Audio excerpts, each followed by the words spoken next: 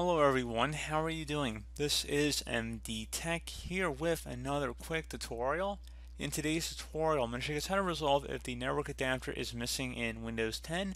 So if you're noticing it through the device manager, you don't actually see it, or perhaps there's some kind of error that it's not coming up in the control panel. In today's tutorial, I'm going to show you guys a couple workarounds for this. So first thing I'm going to do is actually open up the start menu and search for device manager. And we're going to go ahead and open that up. I'm going to select the View tab, and then I'm going to check mark where it says Show Hidden Devices.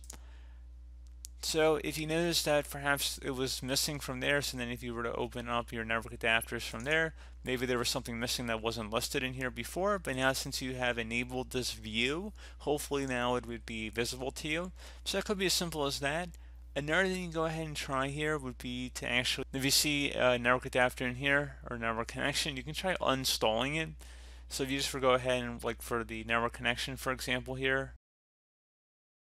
and you were to right click on it and uninstall device, and you were uninstalled, and then you restart your computer. As long as you had it connected, so if it was an internal adapter, you don't have to do anything, or if you had it unplugged from your computer, like it was an external dongle connected to the adapter, so if it was an older desktop perhaps that didn't have the built-in Wi-Fi, then you just would make sure that's plugged in, restart your computer, and then see if that has resolved the problem.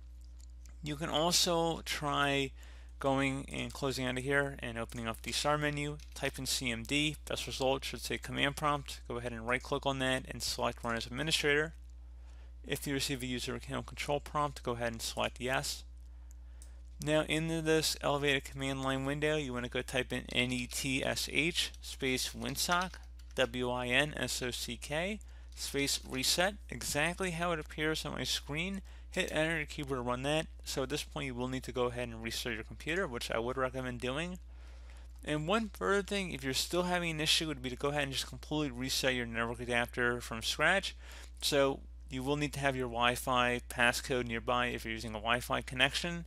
And once you restart your computer, you're going to have to enter back in your Wi-Fi credentials. So make sure you have that before proceeding with the next step or option in this video.